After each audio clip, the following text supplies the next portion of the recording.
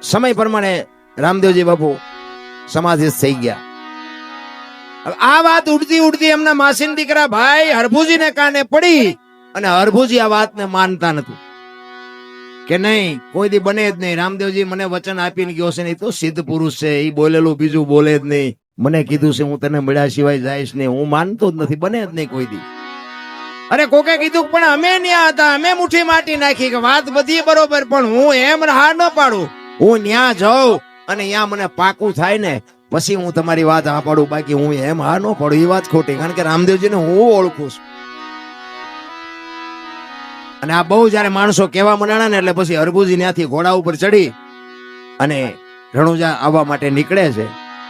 અને રણુજાના સીમાડે બાપુ રામદેવજી બાપા ના ઘોડા ચરે છે ને રામદેવજી બેઠા છે.